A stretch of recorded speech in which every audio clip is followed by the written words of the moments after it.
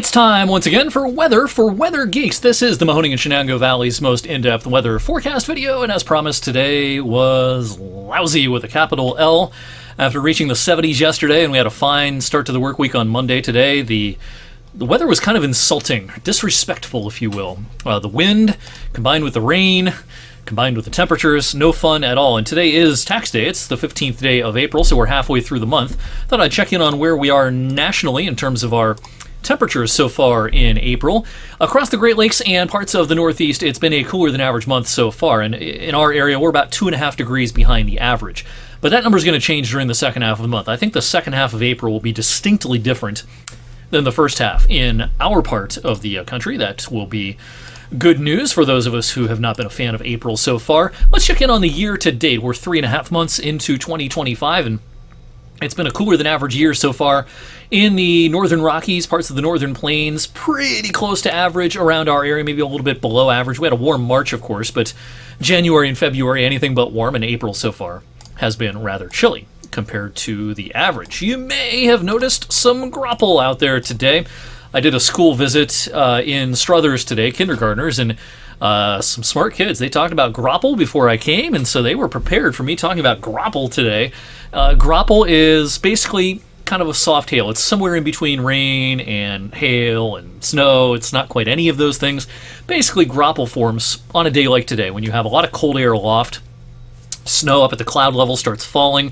The snow runs into liquid precipitation on its way down. It's liquid precipitation below freezing. That can happen at certain pressure levels of the atmosphere under certain circumstances, and we call that supercooled droplets. It's liquid water droplets, even though the air temperature, the ambient temperature around those water droplets is below 32. Anyway, those supercooled water droplets freeze or rime onto the falling snowflakes, and basically what you get is crunchy little ice pellets. It's not quite hail. Hail is more like the ice cubes in your freezer.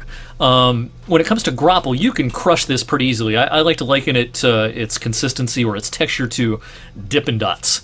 And this is something we see a lot of times when we have a much cooler air mass filtering in, especially in the transitional seasons of spring and fall. We a lot of times in our part of the country get a setup that produces this kind of phenomena during those transitional or shoulder seasons. We had some sunshine this morning, but the clouds won the battle by the afternoon. As promised, our showers most consistent this afternoon. The wind was at its strongest during the first half of the afternoon. Officially in Vienna at the Youngstown Warren Regional Airport, a peak wind gust of 50 miles per hour, 53 in Pittsburgh, 50 in Wheeling, Akron 51, and up at Hopkins Airport in Cleveland, 48 miles per hour. And at the 7 o'clock hour, it's still no fun to be outside. It's raining a little bit, and the wind is still gusting to 30 to 35 miles per hour. And, the wind's never going to go calm tonight. It'll be less strong than it was during the afternoon, but it's still going to be a blustery time tonight, especially early on, and a blustery Wednesday coming up tomorrow, even though the wind gusts will not be as high as today. The radar shows the light rain accompanied by those raindrops, and if you look carefully enough, we're starting to see a little bit of blue on our radar algorithm here. The radar thinks a few snowflakes may be trying to mix in northeastern Mercer County, and I think as the evening wears on, this will be more and more of a common sight. As the air mass continues to cool, some snowflakes can mix in. It may even just change over to snow showers and flurries overnight tonight, 2, 3, 4, 5 in the morning. Not expecting anything more than maybe a random coating on some grassy surfaces, but nonetheless, we're going to see some snowflakes here and there overnight. Mention the wind speeds and wind gusts tomorrow, not as high as today, but still a 20 to 25 mile per hour wind gust when the temperature is in the 30s and 40s.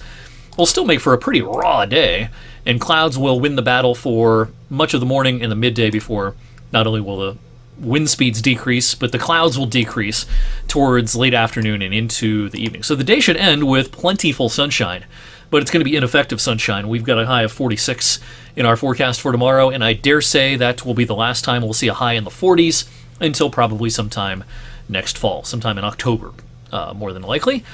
So, things are looking up beyond tomorrow. It's going to be a cold, frosty start to our Thursday with high pressure almost right overhead. Perfect conditions for a cold night, and probably our last real hard freeze of the season. And when I say real hard freeze, our official forecast is for 27 Thursday morning, but that's a region-wide average, and we verify our forecasts, of course, at the Youngstown Warren Airport in Vienna. I think some of the colder nooks and crannies could be 21, 22, 23 Thursday morning, and again, that's pretty hard freeze, and it may be our last chance to get that low in the spring season. By the way, the growing season has not been declared as having started in our part of Ohio and Pennsylvania. It will probably towards the end of the month.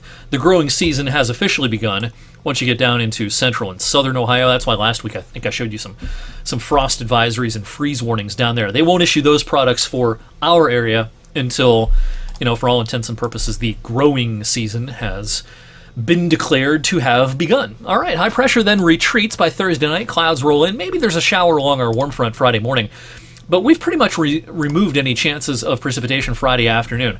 What an afternoon we have coming up Friday. We're firmly in the warm sector, a brisk southerly breeze. Temperatures will get into the 70s. It'll be kind of like it was yesterday, maybe even a little bit sunnier than it was Monday afternoon. Now, let's talk about the weekend. I want to talk about the weekend because we've got our forecast challenges ahead of us. Our kind of message yesterday when it came to the weekend forecast was, pretty good chance of some wet weather Saturday, especially in the morning hours, but Easter Sunday should be fine. Today there's been some complications on the modeling. I'll walk you through this. Basically, we're going to show you a couple of models here that we look at. We look at a lot of different models, but I'll just show you two. Here's the GFS. Friday's fine, showers, maybe some thunder then, late Friday night into first thing Saturday morning.